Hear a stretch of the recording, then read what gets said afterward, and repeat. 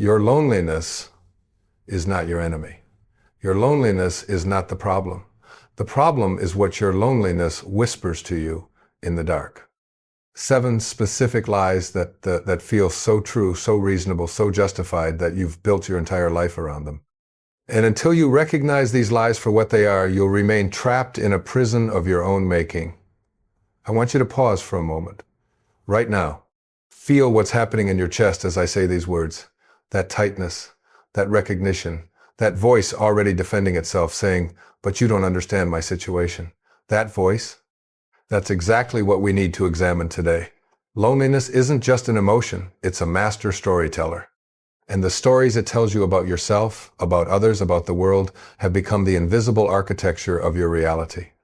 When was the last time you felt truly, deeply connected to another human being? Not just sharing space, not just conversation, but feeling seen, understood, valued for exactly who you are. If you have to think hard about that question, you're not alone. We live in the most connected era in human history, yet loneliness rates have skyrocketed. The cruel irony is that the more we try to connect through technology, through social media, the more isolated we become. But here's what nobody tells you. The reason you can't break free from loneliness isn't because you lack social skills. It's not because you're fundamentally flawed. The reason you remain trapped is because loneliness has convinced you to believe 7 fundamental lies about reality. And these lies have become so embedded in your psyche that you don't even recognize them as lies anymore. Let me share something with you. For over 3 decades, I've worked with thousands of people. I've seen the patterns. I've watched brilliant, beautiful souls destroy their own chances at connection because they believed what their loneliness told them. And I've seen the miraculous transformation that happens when someone finally sees through these deceptions. Today, we're going to examine each of these lies, not to judge them, but to shine light on them, because you cannot change what you cannot see. The first lie your loneliness tells you is this: you're different, and different means alone. Listen to me carefully. Your loneliness wants you to believe that your sensitivity, your depth, your way of seeing the world makes you incompatible with others. It whispers that while everyone else connects easily, you're somehow wired differently. Too intense, too deep, too much. And so you begin to wear this difference like a badge of lonely honor. You tell yourself you're an old soul in a shallow world. You're authentic in a world of pretenders. You're deep in a world of surfaces. But here's the truth your loneliness doesn't want you to know. Your depth isn't your barrier to connection. Your depth is your gift. The very qualities that make you feel different are the qualities that, when shared authentically, create the most profound connections. Think about the people who have touched your life most deeply. Were they the superficial ones? Of course not. They were the ones brave enough to be authentic, vulnerable, real. Your difference isn't your curse, it's your calling card. But your loneliness has convinced you to hide it instead of share it. The second lie is even more insidious. Everyone else has figured out something you haven't. Watch this lie in action. You walk into a room and see people laughing, connecting, seemingly at ease with each other, and immediately your loneliness provides the narrative, look how naturally they connect. Look how easily conversation flows for them. They know something you don't. This lie turns every social situation into evidence of your inadequacy. Every easy conversation you witness becomes proof that you're missing some fundamental knowledge about human connection. But here's what you don't see. Behind every person who appears socially confident, there's often someone working just as hard as you to figure it out. Behind every seemingly effortless conversation, there are 2 people hoping they're not saying the wrong thing. The truth is, most people are making it up as they go along. Most people are just as uncertain, just as hopeful, just as afraid of rejection as you are. But your loneliness has created this illusion that you're the only one struggling. And this brings us to the third lie, perhaps the most devastating of all. Your past rejections predict your future connections. Your loneliness keeps a meticulous record. Every time you reached out and were ignored, every time you opened your heart and were hurt, every time you hoped for connection and faced disappointment, and it presents this evidence to you as proof. See, this is what happens when you try. This is what happens when you hope. This is what happens when you believe you deserve love. But listen to me, your past is not your prison. Your past is your education. Every rejection taught you something. Every disappointment made you stronger. The people who rejected you were not rejecting your essence. They were responding from their own fears, their own wounds, their own limitations. Their inability to see your worth says nothing about your worthiness. But your loneliness has convinced you that past pain guarantees future pain. And so you stop trying. You stop reaching. You guarantee the very outcome you fear most. The fourth lie your loneliness tells you is this: if you have to try, it's not real. This is the lie that keeps you passive, waiting, hoping that someone will discover you. Someone will see through your walls. Someone will fight for your attention, your affection, your love. Your loneliness whispers that real connection should be effortless, natural, automatic. If you have to work at it, if you have to initiate, if you have to be vulnerable first, then it doesn't count. Here's the truth. All meaningful connections require effort. All lasting relationships require work. All deep bonds require someone to be brave enough to take the first step. The people who seem to connect effortlessly aren't magical. They're willing. They're willing to be awkward. They're willing to risk rejection. They're willing to try again after failure. Connection isn't something that happens to you. Connection is something you create. But your loneliness has convinced you that if you have to create it, it's somehow less valuable. The fifth lie is particularly cruel. You're asking for too much. Your loneliness looks at your desire for deep, meaningful connection and shakes its head disapprovingly. Most people don't want that depth. It says, most people are satisfied with surface-level relationships. Your need for real intimacy is asking too much, and so you begin to lower your standards. You settle for relationships that leave you feeling empty. You accept crumbs of attention and call it a feast. But you are not asking for too much. You are asking for what every human soul craves. You are asking for what you were designed to experience. Your desire for deep connection isn't excessive, it's essential. The tragedy is that while you're settling for less, you're also withholding your own depth from others. You're depriving them of the very connection you're craving because you've been convinced it's too much to offer. The sixth lie your loneliness tells you is this: time is running out. This lie creates desperation, panic, the feeling that you're falling behind in some cosmic race toward connection. It points to your age, your circumstances, your history, and declares that your window of opportunity is closing. Look around, it says. Everyone your age is married. Everyone your age has their circle. Everyone your age has figured it out. You've missed your chance.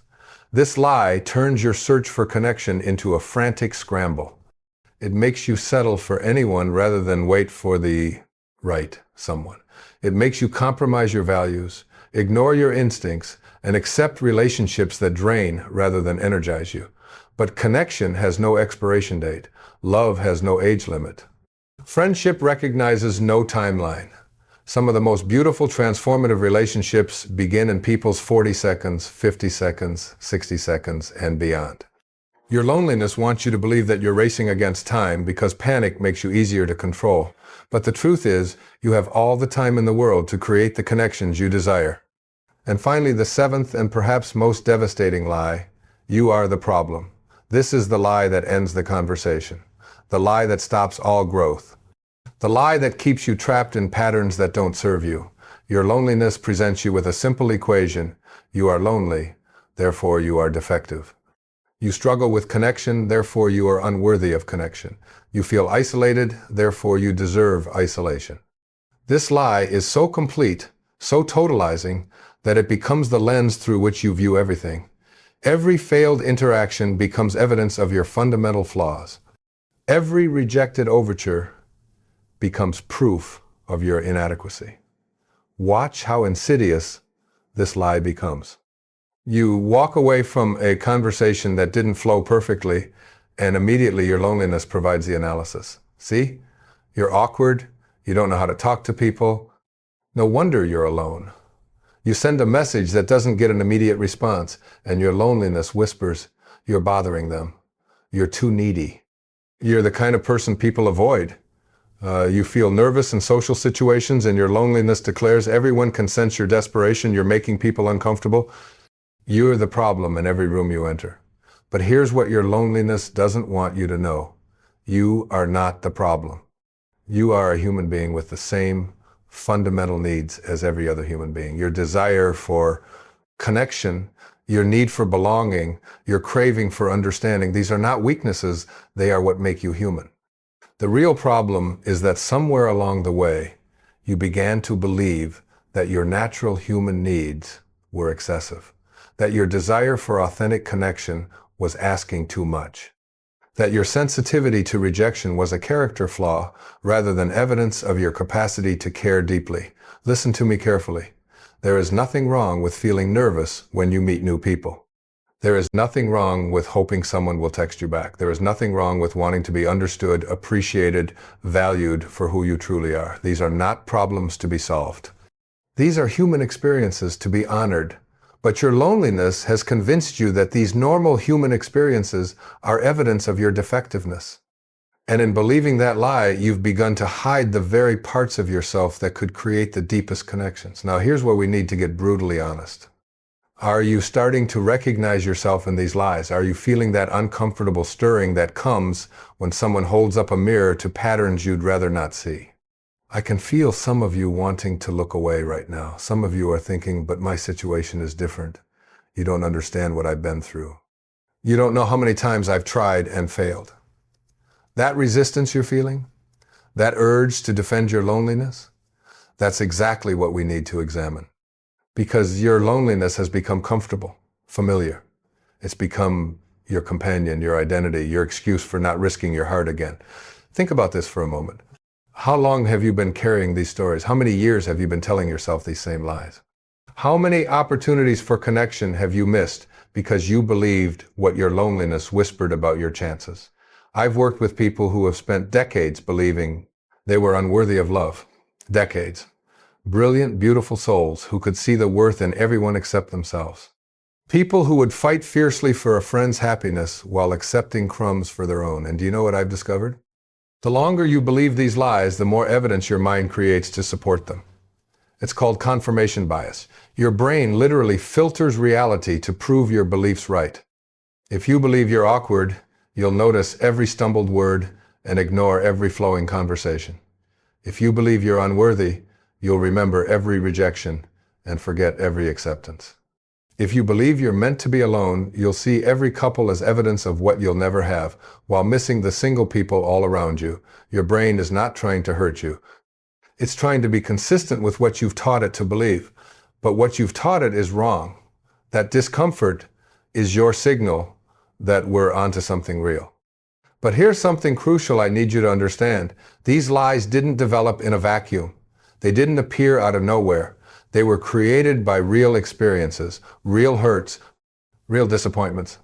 Maybe you were the kid who got picked last for teams. Maybe you were the teenager who ate lunch alone. Maybe you were the adult who got their heart broken so completely you swore you'd never risk it again. These lies were your mind's attempt to protect you. If you believe you're meant to be alone, then being alone doesn't hurt as much. If you believe you're asking too much, then getting less doesn't feel like rejection. If you believe you're the problem, then you don't have to risk being vulnerable again. Your loneliness became your armor, but armor that keeps pain out also keeps love out. Protection that prevents hurt also prevents healing. Walls that keep others from rejecting you also keep them from choosing you. The lies served a purpose. They kept you safe. But safe isn't the same as alive. Safe isn't the same as connected. Safe isn't the same as fulfilled. And now you have a choice. You can keep believing these lies, keep wearing this armor, keep hiding behind these walls, and you'll be safe. Lonely, but safe. Or you can choose to see these lies for what they are. Stories your mind created to protect a heart that had been hurt. Defense mechanisms that outlived their usefulness. Old programming that no longer serves the person you're becoming. Because here's the thing about lies. They lose their power the moment you recognize them as lies. They can only control you as long as they remain invisible. Think about a magic trick. The moment you see how it's done, it's no longer magical. It's just a trick. And these 7 lies, They're tricks your loneliness has been playing on your mind. But now comes the hard part. Now comes the transformation. You see, recognizing the lies is only the beginning. The real work is in rewiring your response to them. Because your loneliness won't give up easily. These lies have served a purpose. They've protected you from the risk of rejection. They've given you an excuse to stay safe behind your walls. But safety without connection isn't really safety. It's just slow death. So what does it look like to live beyond these lies? First, you must understand that your differences are your strengths. That quality that makes you feel like you don't fit anywhere, that's not a bug in your programming. That's a feature. The world needs what you have to offer. Your unique perspective, your particular way of seeing, your specific gifts, these are not obstacles to connection. They are bridges to it. But you have to be willing to share them. You have to be willing to let people see who you really are. Not the version of yourself you think they want to see. Not the carefully edited, socially acceptable version. The real you. Let me tell you about someone I worked with, a brilliant woman, PhD in literature, could discuss Dostoevsky for hours. But she convinced herself that her love of deep conversation made her incompatible with others. She dumbed herself down in social situations, talked about weather instead of wisdom, laughed at jokes she didn't find funny, pretended to enjoy small talk she found meaningless, and she wondered why she felt disconnected even when surrounded by people. The breakthrough came when she met someone at a bookstore.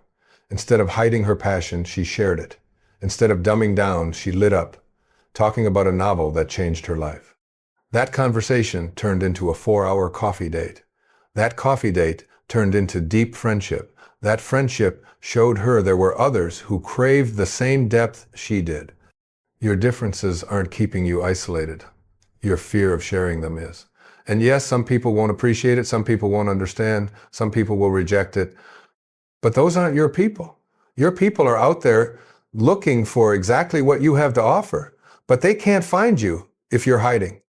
Second, you must release the fantasy that everyone else has it figured out. They don't. We're all improvising, we're all making mistakes, we're all learning as we go.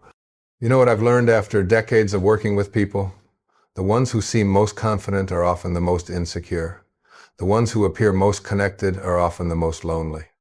The ones who look like they have it all figured out are often the most lost. Everyone is carrying something. Everyone is struggling with something. Everyone is pretending to be more okay than they really are. That person who seems effortlessly social, they've probably practiced those conversation starters in the mirror. They've probably rehearsed those witty responses. They've probably gone home from parties feeling like they said all the wrong things. That couple who seems perfectly matched, they probably fought about whose turn it is to take out the trash.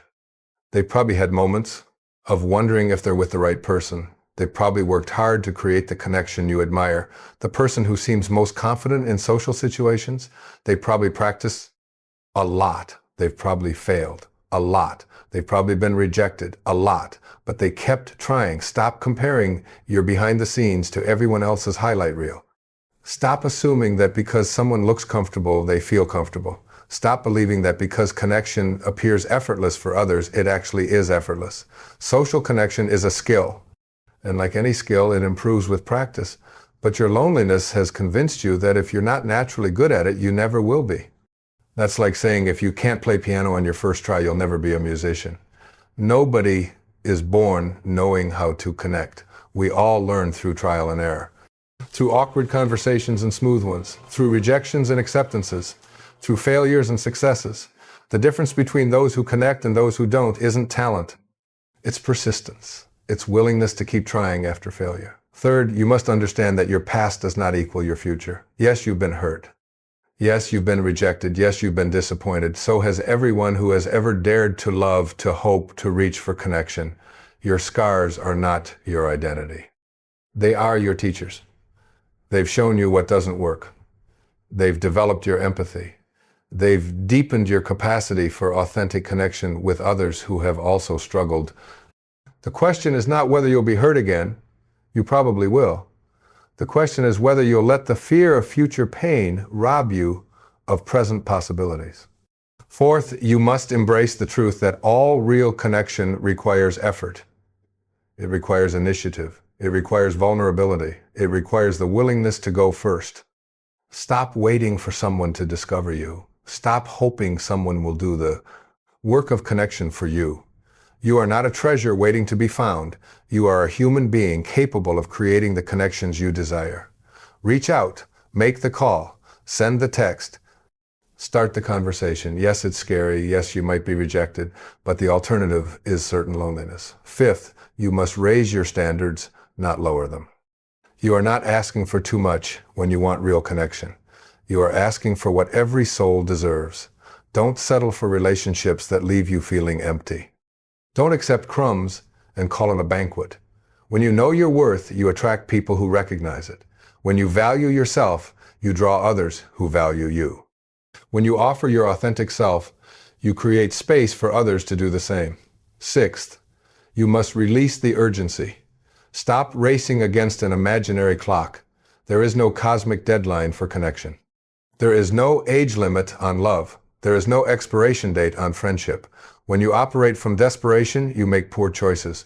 When you act from panic, you accept what you shouldn't. When you rush, you miss what's right in front of you. Take your time, be selective, wait for quality rather than settling for quantity. And finally, you must accept this fundamental truth. You are not the problem. You are a human being worthy of love, connection, and belonging exactly as you are. Yes, you can grow. Yes, you can improve your social skills. But your worth is not contingent on your performance. Your value is not determined by your social success. You matter because you exist. You are valuable because you are human. You deserve connection because connection is a fundamental human need. But here's the paradox. The moment you truly accept that you don't need someone else to complete you, you become infinitely more attractive. The moment you stop desperately seeking validation, you become worthy of it. The moment you realize you are whole on your own, you become capable of sharing that wholeness with another. This is not about becoming someone else. This is about becoming more fully yourself. This is not about fixing what's wrong with you. This is about recognizing what's right with you. Let me tell you what I see when I look at someone struggling with loneliness. I see someone who feels deeply, someone who cares profoundly, someone who has standards, someone who refuses to settle for shallow connection because they know how beautiful deep connection can be. I see someone who has been brave enough to keep hoping in the face of disappointment. Someone who has maintained their capacity for love despite being hurt. Someone who continues to believe in the possibility of real connection even when all evidence seems to suggest otherwise. That is not weakness. That is strength. That is not naivety. That is wisdom. That is not foolishness. That is courage. But you have to see it too. You have to recognize your own beauty, your own worth, your own incredible capacity for love. And you have to be willing to share it. Not desperately, not needily, but generously, confidently, authentically. Here's something most people never realize. Authenticity is magnetic. When you show up as your real self, you give others permission to do the same. When you're vulnerable, you create space for others to be vulnerable. When you're genuine, you attract genuine people. But authenticity requires courage. It requires the willingness to be disliked by some in order to be deeply loved by others. It requires trading shallow acceptance for deep connection. I remember working with a man who spent years trying to be what he thought everyone wanted. Agreeable, pleasant, never controversial, never too intense, never too much. And he wondered why all his relationships felt empty. The turning point came when he decided to share his real opinion about something he cared deeply about.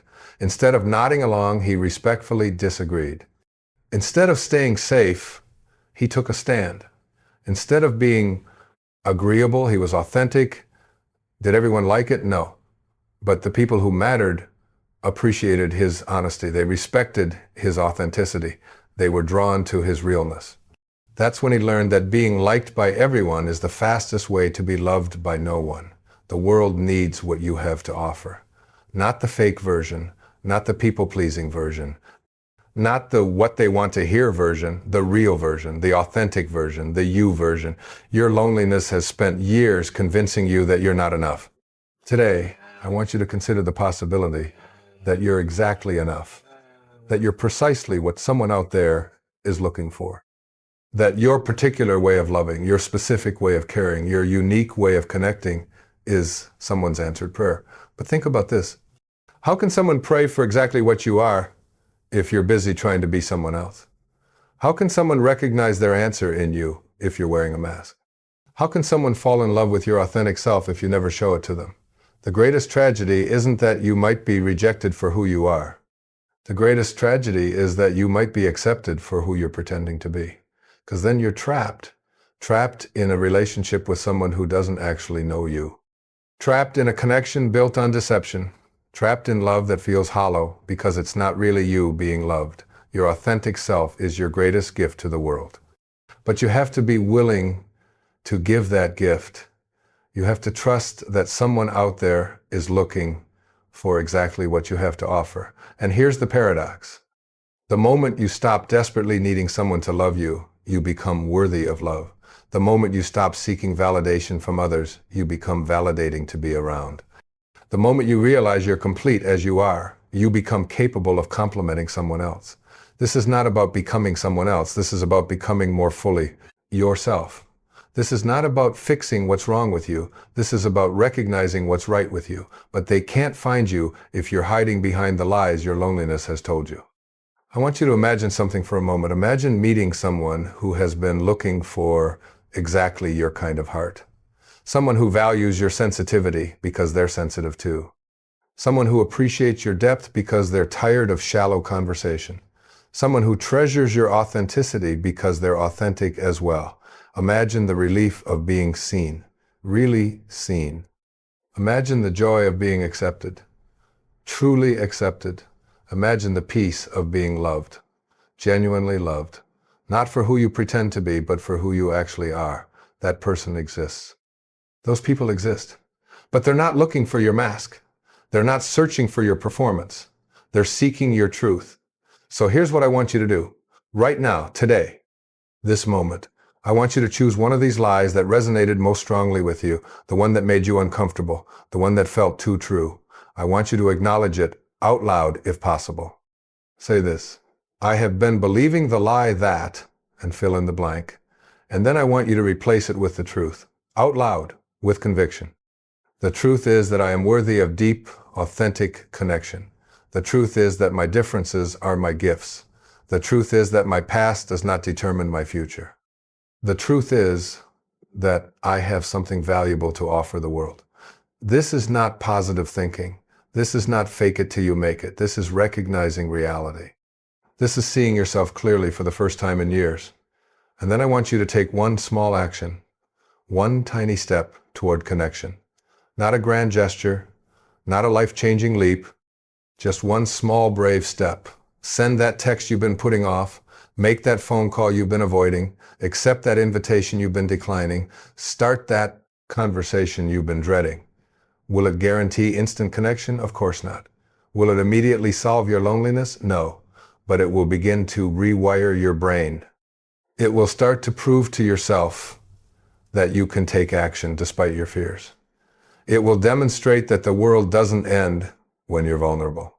And gradually, step by step, action by action, you'll begin to create the connections you've been longing for. Not because you've become perfect, not because you've eliminated all fear, not because you've guaranteed you'll never be hurt again, but because you've stopped believing the lies your loneliness tells you.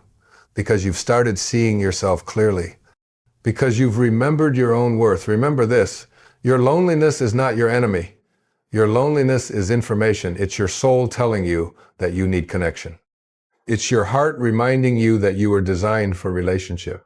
It's your spirit calling you toward your greatest growth. The problem was never your loneliness. The problem was believing what your loneliness whispered about your worthiness, your future, your possibilities. Today, you begin to write a new story. A story where your sensitivity is celebrated, not hidden. A story where your depth is valued, not criticized. A story where your authentic self is the bridge to connection, not the barrier to it. This is not the end of your loneliness. This is the beginning of your liberation from the lies that have kept you trapped. Your authentic connections are waiting. Your real relationships are possible. Your genuine belonging is not just a dream, but it all begins with this moment, this choice, this decision to stop believing what your loneliness tells you about who you are and who you can become. You are not broken. You are not defective. You are not doomed to be alone. You are human. You are worthy. You are enough. And your story of connection is just beginning.